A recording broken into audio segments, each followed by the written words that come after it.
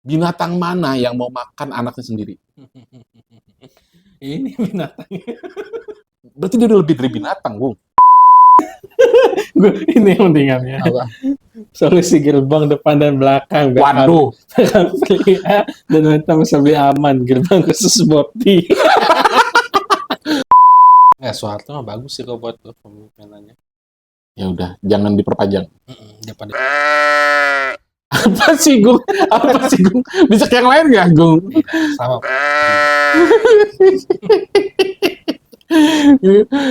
Tiba-tiba ada bunyi tukang bakso di depan.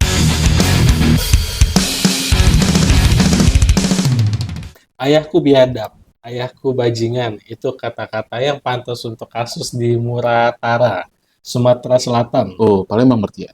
Iya kali. Beberapa media melaporkan kasus pemerkosaan anak oleh ayah kandungnya sendiri yang terjadi di Kecamatan Karangdapo, Musirawas Utara, Muratara, Sumatera Selatan. Dalam penyelidikan polisi, ditemukan fakta bahwa pelaku seorang pria berinisial BH, 41 tahun. Inisialnya jadi BH loh. Diduga memaksa anak kandungnya melakukan hubungan seksual berkali-kali sampai korban hamil dan akhirnya melahirkan. Binatang mana yang mau makan anaknya sendiri? Ini binatang. Berarti dia udah lebih dari binatang, Bung. Iya nggak sih? Padahal istrinya masih ada loh itu. Ada istrinya kan? Nah, ini kayaknya perlu dibahas nih. Ini utas berikutnya. Dalam proses itu pelaku disebut menggunakan ancaman kepada korban untuk menurutinya jika tak mau. Jadi diancam kalau nggak mau tuh. Dan tindakan tersebut terjadi berulang kali dalam beberapa waktu sampai korban hamil. Astagfirullahaladzim. Gue nggak ngerti lagi mau ngomong apa dah ini. Gue speechless sih baca berita ini ya. Oh, awalnya udah dilahir, Gung. Beberapa kali dilaporkan, korban yang merupakan anak kandung pelaku ternyata melahirkan seorang bayi tanpa diduga. Gimana sih? Tanpa diduga orang lain di luar keluarga yang kemudian memicu polisi untuk menyelidiki asal-usul bayi tersebut. Kepolisian mengamankan pelaku setelah warga curiga dan melapor serta melakukan penyelidikan lanjutan. Pelaku masih dalam proses hukum. Ya udah intinya mah dia merkosa anaknya sampai hamil aja udah gitu aja. Warga curiga. Anak siapa gitu kan? 3 kali seminggu, Gung. Ada nggak jenis kelainannya nih, Gung? Kalau gua nggak salah, bahasa ilmiahnya, kedokterannya, dia ini punya kelainan incest, hubungan sedara.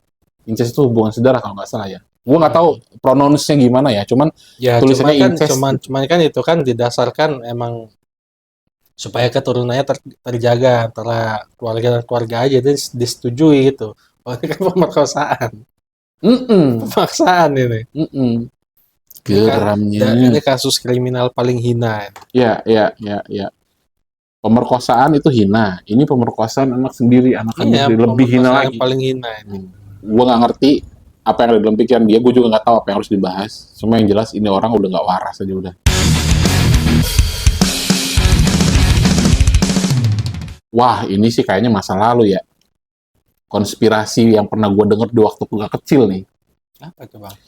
Ada seorang ibu negara, istri dari seorang presiden diktator, tewas tertembak di tangan anaknya sendiri karena melerai anak-anaknya yang berkelahi. Lu pernah dengar nggak? Oh. Apa itu, Bang? Agak ngeri sih pembahasannya. Nanti aja kita obrolin di belakang layar. Takut, guys. Gue takut. Bangsat. Apa sih? Siapa takut? Bangsat. Takut. Soeharto mah bagus sih kok buat pemimpinannya. Ya udah, jangan diperpanjang. Daripada Apa sih, Gung? Apa sih, Gung? Bisa kayak yang lain nggak, Gung? sama.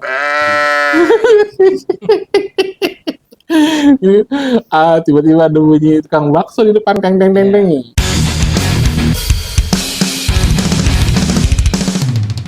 Apa nih? maksud ibu PPP itu kayak gini, Bang. Oh, sarkasnya ini. Iya kan? Sarkasnya, oh jadi ini yang ibu mau, begini Iya, gitu ini kan. itu, nah, Ada korelasinya nah, gitu. tuh. Keren Pak, keren, respect, respect, Karena PK lebih kuat, jadi bisa respect. Nggak tahu ini siapa yang kuat ya, cuman ini diposting sama Rossi Valentoni karena pria lebih kuat jadi bisa melindungi di depan, katanya begitu. Jadi videonya lucu, nanti kita tampil ya guys videonya. Lucu, lucu, lucu, lucu, lucu. Ayo, ayo, keretanya terbang ke sana banget tuh, lihat keretanya kan. Digeser pakai punggung ya gue. Kopinya ditaruh dulu tuh. Kocak sini, kocak, kocak. Dia ngopi, kopinya taruh dulu. Dit, dung pakai punggung. Das. Keren. Keren, keren, keren. Kreatif, kreatif. Cara cara protes yang kreatif ini.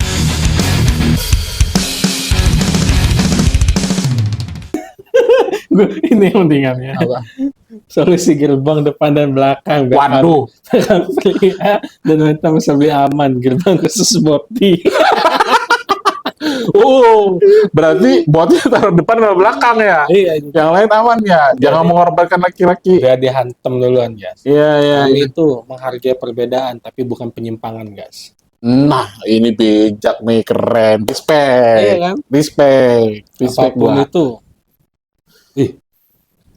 Kami ini menghargai perbedaan, tapi bukan penyimpangan, guys. Penyimpangan. Itu. Nggak boleh ada di Indonesia di sini. Terserah ya, mau dia ada kayak Seragil tuh kan di Jerman sana ya, terserah dia aja, asal jangan bawa ke sini aja.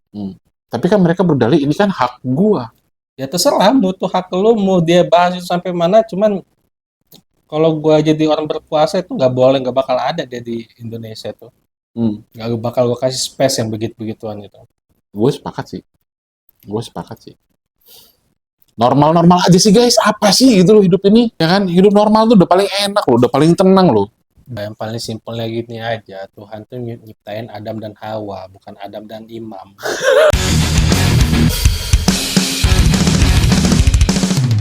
Kasih tahu Jogja. Belum genap 24 jam kecelakaan kereta kan? Belum genap 24 jam, kecelakaan kereta terulang lagi. Namun kali ini terjadi di Blitar, disebabkan truk yang trouble. Kecelakaan masyarakat yang kurang sabar dan disiplin, serta pengawasan yang kurang tegas jadi salah satu akar masalahnya. Kasiannya kereta api Indonesia, banyak konten kecelakaan terus, ini kalau bahasa Indonesianya ya. Memang itu. Ya kalau truk ya susah juga didorong. Kalau beli listrik mah. Ya, tapi yang jadi masalah, Gung, menurut gua adalah tingkat kesabaran para pengguna jalan ketika kereta api mau lewat. Karena itu sebenarnya nanggung gitu. Mau sih berhenti aja susahnya gitu kan. Iya kan, daripada membahayakan. Ini bukan cuman dia loh yang rugi, bosnya pasti rugi, ya kan? Dia juga pasti kena masalah. Belum lagi kalau berefek kepada pengendara-pengendara lain, kan? Dan terkadang gue juga nggak habis pikir ya dengan pengguna jalan ya. Kenapa sih kok bisa gitu? Contoh ada lagi, gue ada sedikit keresahan kalau lagi di jalan. Gue kan rider ya, motor ya. Jadi terkadang kebanyakan kita sebagai pengguna motor itu kan menggunakan kiri jalan kan. Mobil-mobil biasanya lebih cenderung ke tengah, ke arah tengah jalan gitu kan. Yang sering gue temuin adalah, udah tahu jalannya sempit, mobil lain ada di tengah jalan, ada satu mobil yang maksa mau masuk lewat kiri. Akhirnya, bisa masuk enggak, menghambat pengguna motor. Ya, itu maksud gue. Biasanya pas lagi macet itu ya. Iya, apa sih maksud gue, ngapa sih gitu loh. Kalau lo belum punya mental bawa mobil, gak usah bawa mobil, bawa motor aja gitu loh. Ya lagian juga apa sih yang mau diburu-buru, kan dalam mobil juga kan adem gitu. Kalau cuaca panas kan. Itu kan. Ujungnya motor gara-gara ada mobil dia tuh panasan lah dia. Nah itu maksud gue. Maksud gue, jangan egois lah. Jalanan itu bukan digunakan kan untuk kepentingan umum. Iya, kadang orang-orang di jalan itu juga so jago. Bukan orang lain tuh, bukan lu so jago, bukan orang lain tuh diam, belum ketemu lawan yang mau ngadenin aja. Gitu. Iya, bener. Itu sih, kadang-kadang gue ngerasa gemes banget. Ya Allah, gue bilang mobil ini ngapain sih ke kiri gitu. Bisa masuk enggak, dia bisa jalan enggak, di sisa jalan yang kecil itu, dia nggak bisa masuk, mobil itu kan lebar.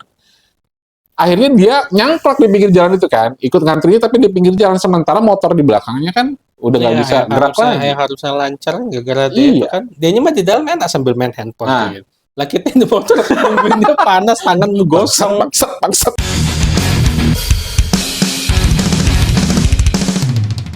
Apa nih? Arinal ya? Nah, coba deh lu bahas coba. Aku pengen tahu apa yang pengen lu bahas. Arinal bukan bang? Kayaknya sih iya. Bukan ya? Bukan bang itu. Ibu-ibu gitu. Perempuan ya? Oh iya, Wah, itu dia tuh baju pink itu. spill the dirty. Gue sih sebenarnya nggak ngikutin perkembangan kasusnya ya, Gung. Kenapa dia sampai jadi tersangka kasus korupsi? Terus ya gue bener-bener nggak ngikutin gue. Karena gue udah jenuh dengan berita-berita seperti ini yang sering terjadi di Itu negara kan karena udah lepas masa jabatannya jadi dicecer bang. Kalau waktu masih ngejabat mungkin masih ada power kali dia. Jadi ketika udah lepas mulai tuh dicecer kan. Tapi lu ngikutin nggak perkembangan kasus ini? Awalnya dari mana dia? Gue tuh nggak tahu bang. Yang pasti yang gue tahu dia tuh pernah memperbaiki jalan untuk presiden lewat. Taunya presidennya malah lewat ke jalan yang jelek. Oh iya betul. terus Waktu viral Iya, Bima itu ya. terus dia ditanya sama siapa gitu. Ini daerah mana dia nggak tahu, ya kan? Ya itulah. Gubernur kita Pak Arinal. Mantan gubernur ya. Ya itu waktu zaman Bima itu yang kuliah di luar negeri itu ya. Ya, yang ngejelek-jelek Yang gitu. dia nyepil kan. Wah, Lampung gini, warga apa? Daerah Lampung jalannya rusak gitu kan. Pemerintah daerahnya nggak peduli gitu-gitulah. Ya semoga semakin kesini perbaikan semakin, kalau gue liatin ya perbaikan jalan sudah semakin mulai merata nih. Ya, mulai ada progres lah sekarang. Mulai ada progres. Wagubnya sering turun ke jalan. Walaupun mereka juga. kurang juga kita jangan nutup mata lah. Pokoknya jelek-jelek. Ya ada progresnya walaupun masih ada dampaknya, masih banjir kebanjiran, jelek betul. Masih jelek, cuman ya masih udah ada progres. Betul.